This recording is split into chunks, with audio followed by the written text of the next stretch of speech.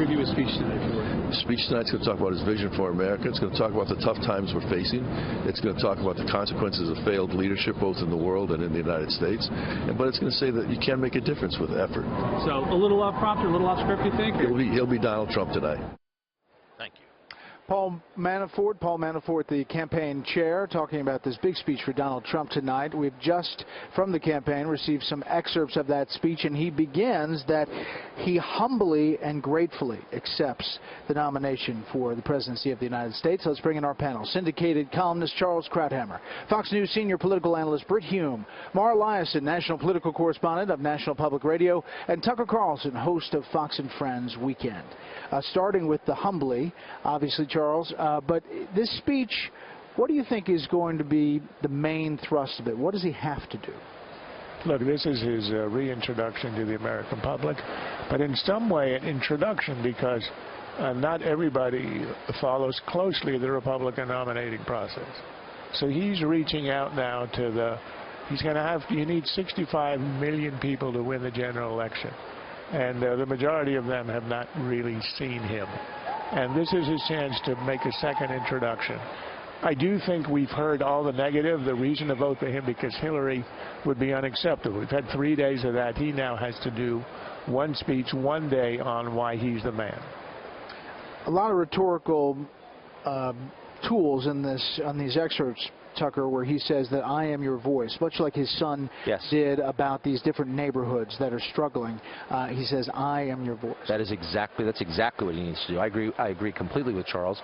He doesn't need to attack Hillary. He's done it. He will continue to do it. He's good at doing it. He doesn't need to pile on to his already vanquished Republican opponents. That's been done, especially after last night. He doesn't need to talk about himself anymore. He's done that quite a bit. He needs to talk about voters. He's actually good at it when he does it, when he bothers to do it. To the extent he succeeded, it's only because he is the only candidate who even pretends to care about Americans that nobody in power even bothers to like or pretend to like. So if he does that, I think it works. Does what he says tonight affect this race dramatically, Mara? I think it can. He said in the past, Hillary says her slogan is, I'm with her, but I'm with you. And I think you're going to hear some of that tonight. The other powerful thing he has that he's going to talk about tonight is change versus more of the same. The country is in a mood for change. She's the status quo. He's change. There's nothing more different than Donald Trump. If we look at the polls, the RCP national average of polls, it is 44 Clinton, Trump 41.3, Britt. Nationally, within the margin of error, or at least very close. And in the swing states, there are a number of close states. I mean, this is shaping up to be a pretty close race. And this has been good for him in recent weeks. Hillary has done kind of a face plant while Trump has sort of held steady. She's come down. He's begun to come up a little bit.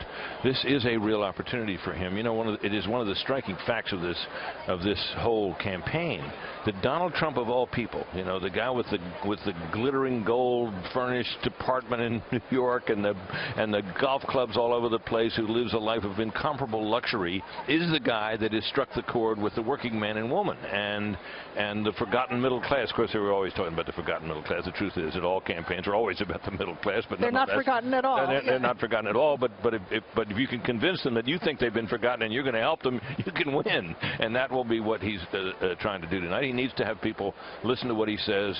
If they're skeptical of him, as many are, and they think, you know, I like what he's saying, and I think he can do it.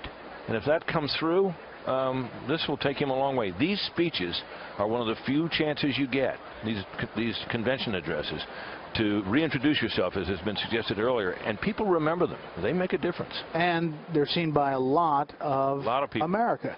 Charles, that is the hurdle, right? Sitting at home, I can see him. I can see him as president.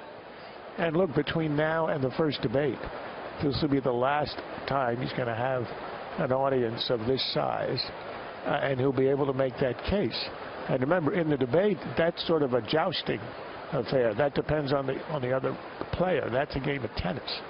This is a personal display. I think this is the moment. What will be interesting to me is less the content, but the demeanor. Look, he's where Reagan was in 1980 in the sense that the other side had discredited itself by its record in office. The question with Reagan, as it is today with Trump, is this a guy who meets the minimal threshold for competence, fitness for the presidency. And I think it's a matter of more tone than anything else.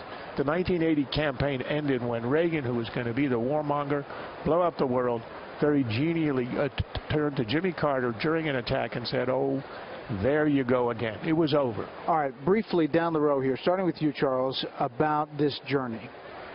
You officially are putting a black chip now on Donald Trump in Candidate Casino. Oh, no, but your bets have gone really from nothing. I put the $100 on Monday this week. Monday. No, you were in. All right, but something quickly about the journey. Look, this is the most improbable presidential victory since Jimmy Carter, and it is more improbable than Jimmy Carter. He was at least a governor. This is a guy out of nowhere who had been a celebrity. And he managed, I think, as Tucker indicated, he struck the chord. He found the issues. I think overplayed here and there in a way that I would not approve of, but that doesn't matter. But he did it in a way that had eluded 15 other competitors who were veterans. Brett. Are we now talking about the general election and beginning to put chips on the table? Chips on the table? Yeah. Oh, for the Candidate Casino? Yeah, I mean, you were talking about Charles and... Of course, yeah. I mean, I was just talking about the primary and his betting all along on Candidate Casino. Well, where are you? Everybody was surprised. Sure, let's do it. I don't have the roulette wheel, but that's all right. You have $100 in chips. Yeah, What do you got? 50-50. See, this is... But you know what? Speaking about 50-50, what's extraordinary, Ohio, right now, tied. Hillary Clinton has spent tens of millions of dollars in ads in the battleground states, and he's had a pretty shambolic, chaotic convention. Polls done this week during this convention show them absolutely tied in Ohio. That was my point at the beginning. Tucker?